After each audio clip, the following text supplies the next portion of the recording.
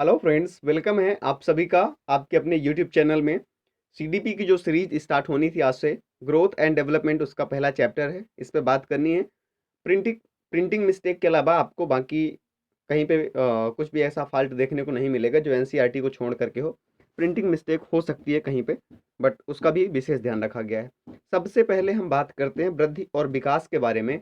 तो वृद्धि और विकास के बारे में बात करने से पहले हम सिर्फ विकास के बारे में बात कर लें कि डेवलपमेंट है क्या, विकास है क्या, जहां से मैक्सिमम क्वेश्चन पूछ जाते हैं। और ऐसा भी कोई भी टैट एग्जाम नहीं होता जहां पे ये क्वेश्चन ना मिले आपको।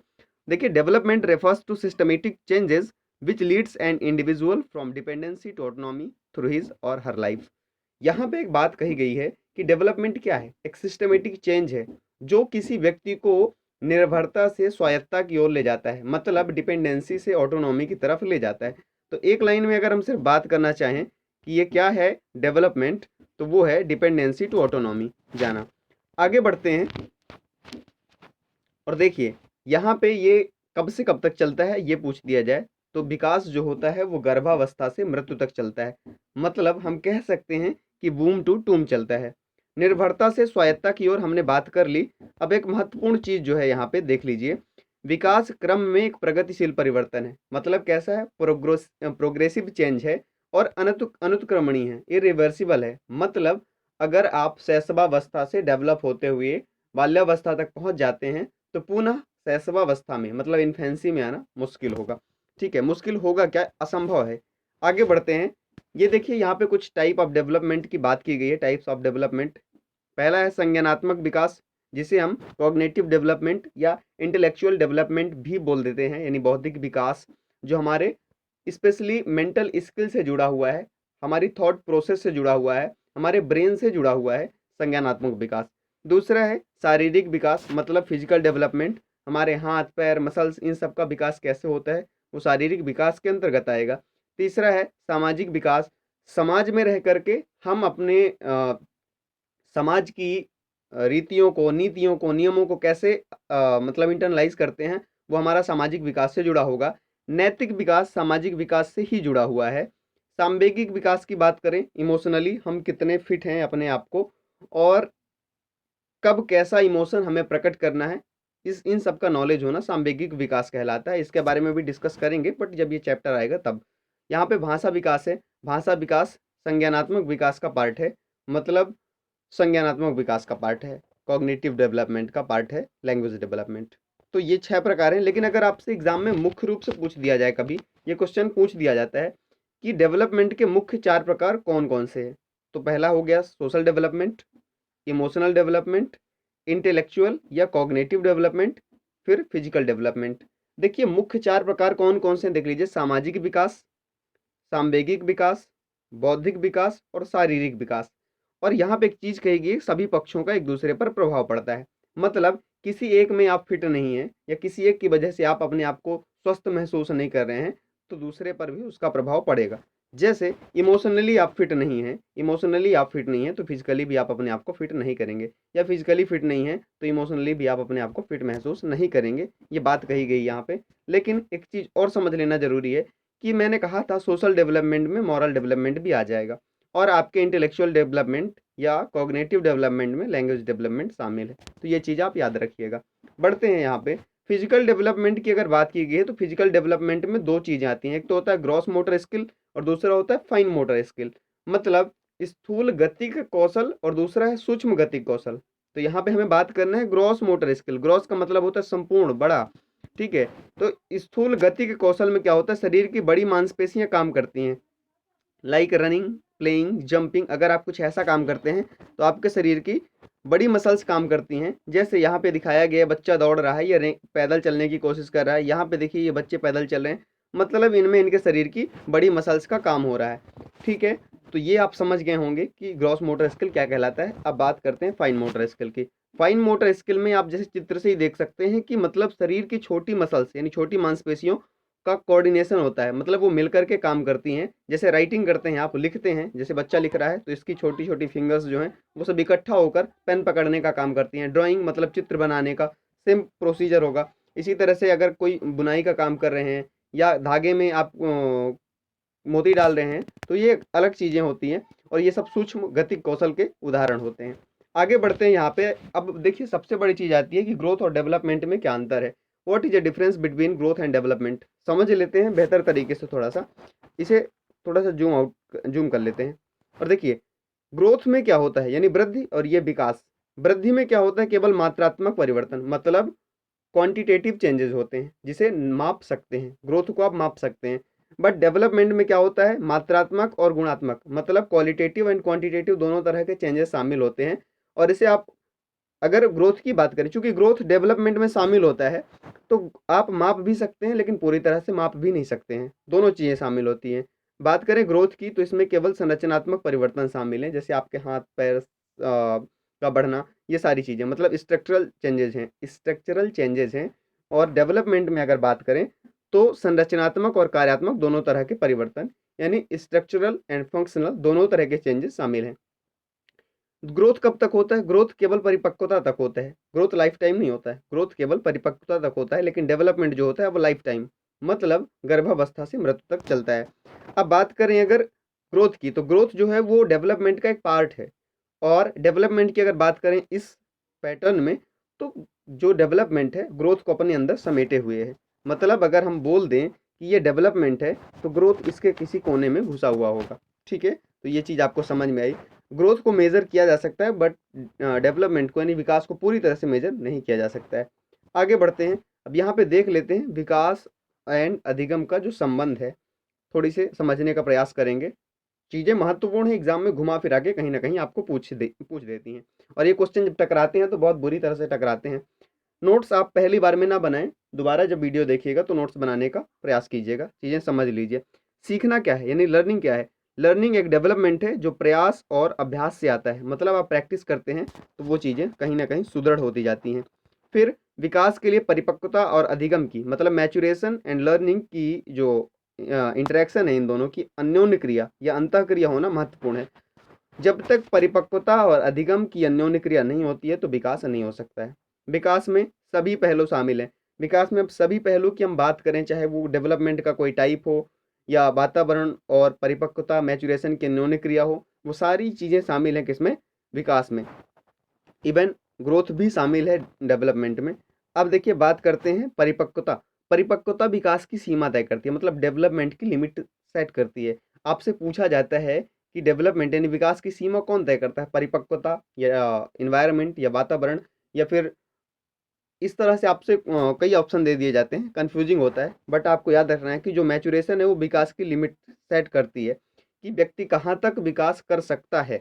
ठीक है, अब किसी भी व्यक्ति के विकास के लिए परिपक्वता और अधिगम साथ में कार्य करते हैं, जैसा कि हम नंबर 2 में डिस्कस कर चुके हैं कि परिपक्वता और अधिगम की अन्योन्य क्रिया महत्वपूर्ण है किसके लिए, विकास के लिए।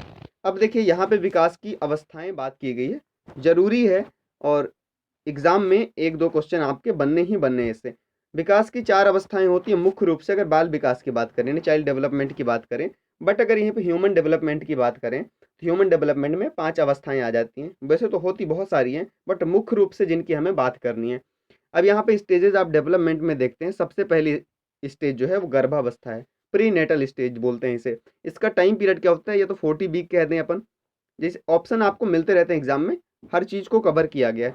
40 वीक अगर वीक के टर्म में बात करें, 280 डेज अगर डेज के टर्म में बात करें, मंथ के टर्म में बात करें तो 9 मंथ एंड 10 डेज।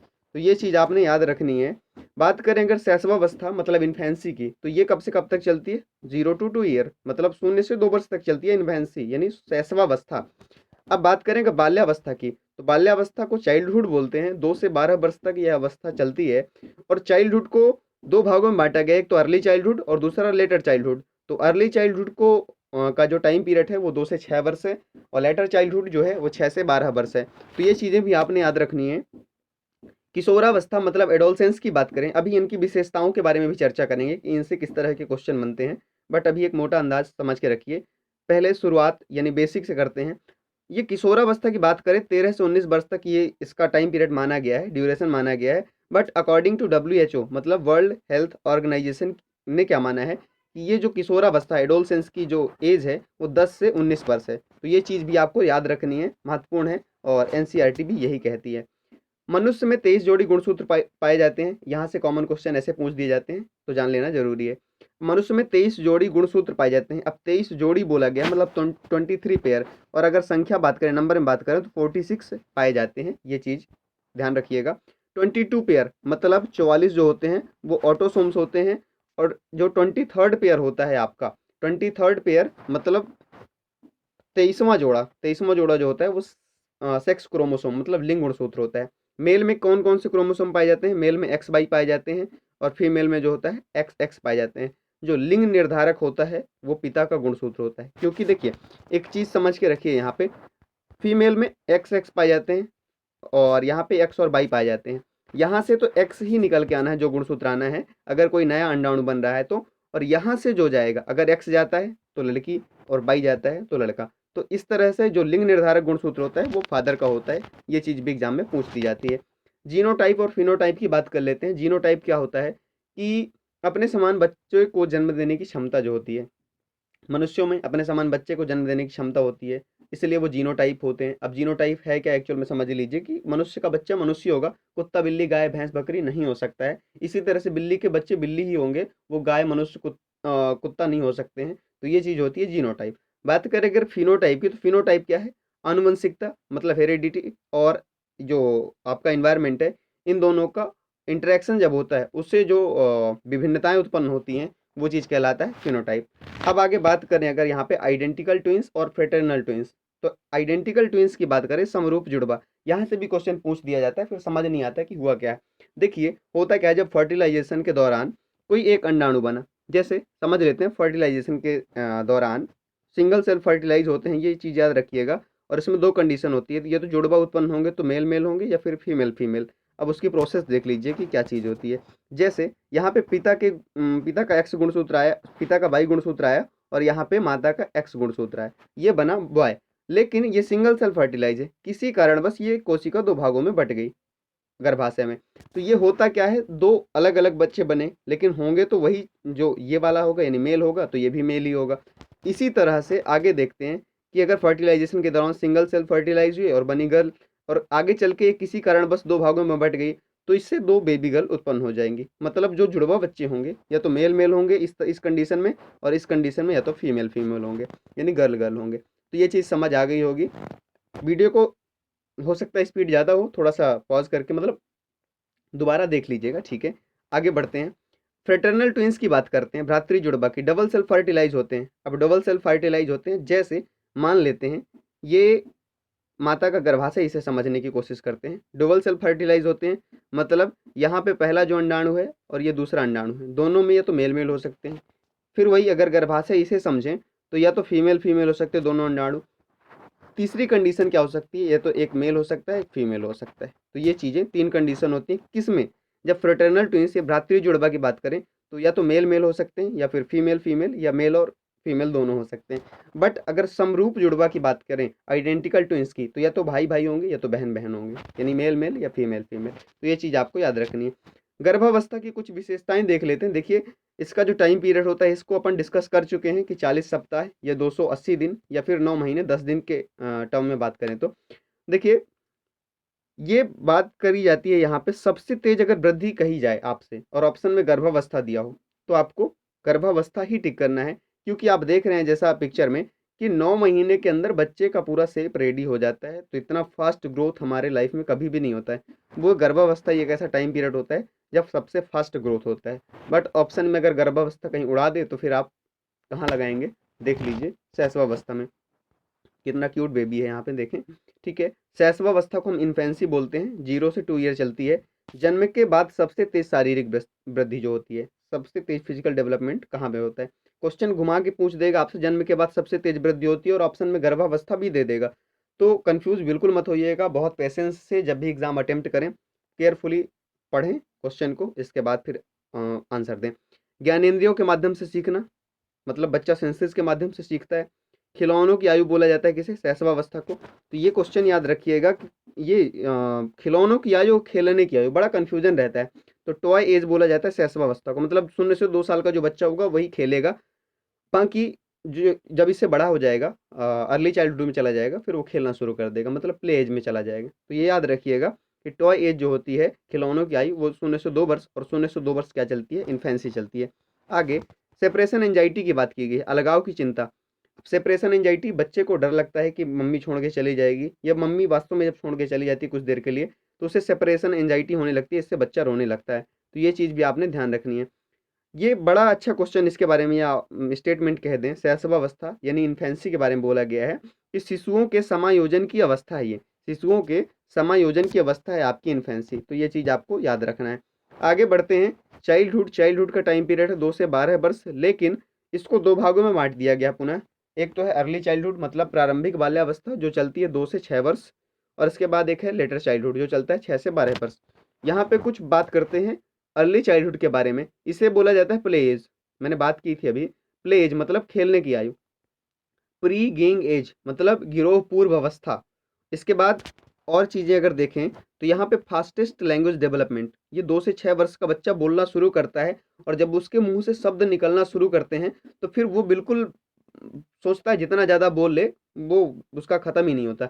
इसलिए इसको फास्टेस्ट लैंग्वेज डेवलपमेंट की स्टेज भी बोला जाता है, चैटर बॉक्स स्टेज भी बोला जाता है। बच्चे दिन भर कुछ ना कुछ बतियाते रहते हैं, ठीक है। क्वेश्चन एज भी बोला जाता है, बहुत सारे क्वेश्चन बच्चे जिज्ञासु प्रवृत्ति के होते हैं, बच्चे नन्हे वैज्ञानिक, ऐसा पियाजे ने कहा है, वो आगे देखेंगे अपन कभी, ठीक है। क्वेश्चन एज मतलब जिस चीज़ के बारे में है, ये क्यों है, कैसा है, जानने की, मतलब उनके अंदर ये चलता ही रहता है। और प्री स्कूल एज भी बोला गया है, तो ये चीज़ आपने ध्यान रखनी है। अब देखिए एक क्वेश्चन यहाँ से ऐसे फंसाता है कि 5 वर्ष की उम्र तक बच्चे के मस्तिष्क का 90% विकास हो जाता है, या कितने परसेंट विकास हो जाता है। तो याद रखना है कि 5 वर्ष यानी अर्ली चाइल्डहुड में, अर्ली चाइल्ड यानी प्रारंभिक बाल्यावस्था में बच्चे के मस्तिष्क का 90% जो डेवलपमेंट है वो हो जाता है। तो ये चीज़ आपको याद रखनी है। अब आगे बात करें अगर लेटर चाइल्डहुड की, तो लेटर चाइल्डहुड में हम देखते हैं यहाँ पे ये 6 से 12 वर्ष तक चलती है, उत्तर बाल्यावस्था इसे बोलते हैं। भविष्य के लिए महत्वपूर्ण अवस्था है, मतलब फ्यूचर के लिए, क्योंकि जो हमारे भविष्य की नींव है वो कहीं न कहीं यहीं से रखी जाती है। इसमें जो हम सीखते हैं, हम जो भी करते हैं, उसका जो आधार है वो लेटर चाइल्डहुड यानी उत्तर बाल्यावस्था ही है। भविष्य के लिए महत्वपूर्ण, ये चीज़ हमने समझ लिया। अब ये गैंग एज, चूँकि इसके पहले वाली यानी अर्ली चाइल्डहुड या प्रारंभिक बाल्यावस्था जो थी, वो क्या थी, प्री गैंग एज। तो प्री गैंग एज के बाद अब गैंग एज आएगी, वो थी प्री स्कूल एज, इसलिए इसको अब हम बोलेंगे एलिमेंट्री स्कूल एज। अब इसके बाद देखिए, इसे बोला गया ट्रबलसम एज, मतलब लड़ाई झगड़े की अवस्था जो है। स्मार्ट एज भी बोला गया, चुस्ती की आयु, और बहुत डर्टी एज भी बोला गया इसे, डर्टी एज मतलब गंदी आयु, ठीक है। एज ऑफ मॉरलिटी मतलब नैतिकता की अवस्था या आयु बोल सकते हैं, ठीक है। तो ये भी बोला गया है। यहाँ पे 3 चीज़ें हैं, मास, एरिया और नंबर के कंजर्वेशन। मतलब बच्चे को पहले क्या लगा करता था, देखिए जैसे एक बॉटल में दूध रखा हुआ है, यहाँ तक भरा हुआ है, ठीक है, ये ग्लास ऐसी है, और एक दूसरी पतली ग्लास है, और इसी को आप भर दें तो ये यहाँ तक आ जाएगा। तो बच्चे को पहले क्या लगता था कि यहाँ तक भरी हुई है, मतलब इसमें ज़्यादा है। बट उत्तर बाल्यावस्था तक बच्चे के अंदर ये सारी चीज़ें आ जाती है कि मास, एरिया और नंबर, इन सब के कंजर्वेशन मतलब संरक्षण की समझ आ जाती है। अब बच्चे को चाहे एक 10 का नोट दे दें आप, और चाहे एक एक के 10 सिक्के दे दें, वो समझ जाएगा कि उसकी वैल्यू उतनी ही है। आगे बढ़ते हैं, किशोरावस्था से 2-3 चीज़ें देख लेते हैं, बहुत ही प्यारा क्वेश्चन है, ठीक है। बनते हैं मतलब यहाँ से बहुत प्यारे क्वेश्चन। किशोरावस्था मतलब एडोलसेंस कह सकते हैं अपन, 13 से 19 वर्ष चलती है, लेकिन मैंने बताया था कि डब्ल्यूएचओ क्या मानता है कि वो 10 से 19 वर्ष चलती है, क्या, ये आपकी एडोलसेंस। परिवर्तन का काल है, ट्रांजिशनल पीरियड बोला गया है। मतलब होता है कि ट्रांजिशनल पीरियड बहुत बच्चे में बहुत सारे परिवर्तन होते हैं, मानसिक, शारीरिक, क्या ही कह दें, सामाजिक, हर सांवेगिक, हर तरह के परिवर्तन होते हैं, इसलिए इसको ट्रांजिशनल पीरियड बोला गया है। ब्रिज एज बोला गया है। अब ब्रिज एज क्यों बोला गया है, आपने इसके पहले क्या पढ़ा, उत्तर बाल्यावस्था, उत्तर बाल्यावस्था, और इसके बाद कौन सी आती है, वो आती है प्रौढ़ावस्था, ठीक है। तो इन दोनों को जोड़ने का काम, मतलब उत्तर बाल्यावस्था और प्रौढ़ावस्था को जोड़ने का काम, एडल्टहुड को और लेटर चाइल्डहुड को जोड़ने का काम करता है कौन, किशोरावस्था, इसलिए इसको ब्रिज एज बोला गया है। गोल्डन एज बोला गया है, मतलब सुनहरी अवस्था बोली गई है, क्योंकि बहुत ही अच्छी अवस्था होती है, बहुत गंदी ही अवस्था होती है, दोनों चीज़ें कह सकते हैं, बट सुनहरी आयु बोला गया है कि बच्चे अगर सही ट्रैक में चले गए तो फिर उनकी लाइफ सेटल हो जाती है। स्टैनली हॉल ने क्या कहा है कि तनाव और तूफान का काल है, तनाव और तूफान का काल है, मतलब स्टैनली हॉल के अनुसार इसमें बहुत सारा स्ट्रेस एंड स्टॉर्म होता है, मतलब बहुत ही तनाव होता है, बहुत सारे परिवर्तन होते हैं, मेंटल, फिजिकल, इमोशनल, बहुत ही तरह की, ठीक है। और अगर ब्रेकअप वगैरह हो गया तब तो फिर क्या ही कहें, किशोरावस्था में बहुत ही समस्या हो जाती है ना, जीने मरने की लगाती है कि क्या कर लें। एडोलसेंस नामक बुक किसके द्वारा लिखी गई, स्टैनली हॉल के द्वारा लिखी गई है, ये आप याद रखिएगा। महाराज एरिक एरिक्सन ने क्या कहा है कि बच्चा स्वयं पहचान ढूँढने की कोशिश करता है, स्वयं की आइडेंटिटी ढूँढने की कोशिश करता है। अब ये एरिक्सन का कौन-सा सिद्धांत है? मनोसामाजिक विकास सिद्धांत, जिसमें 8 स्टेजेज़ हैं। उनकी जो 5वीं अवस्था है वो इसी को लेकर के है कि बच्चा भूमिका बनाम संभ्रांति, मतलब अपनी आइडेंटिटी ढूँढने की कोशिश करता है और अगर उसे नहीं मिल पाता तो फिर वो कन्फ्यूज़ हो जाता है। तो 5वीं अवस्था है किशोरावस्था की, ठीक है? ये इनके एरिक्सन के अनुसार। तो वो फिर अपन बाद में देख लेंगे। फिलहाल आज का कॉन्सेप्ट यहीं पे खत्म होता है। किशोरावस्था तक देखिएगा, एरिक्सन के सिद्धांत में मत जाइएगा। वीडियो कैसा लगा, कॉन्सेप्ट कैसा लगा, स्पीड ज़्यादा थी मुझे पता है, बट सही है। आप चीज़ों को समझ के लिख सकते हैं, पढ़ के लिख सकते हैं, ठीक है? और ये रिवीजन मोड है, हालाँकि रिवीजन मोड भी कह सकते हैं, कॉन्सेप्चुअल भी कह सकते हैं। और जब अभी क्वेश्चन सीरीज जो चल रही है ब्रह्मास्त्र, वो देखिएगा। ये क्रांति सीरीज तो चल ही रही है, ठीक है? थैंक यू सो मच इस वीडियो को अंत तक देखने के लिए।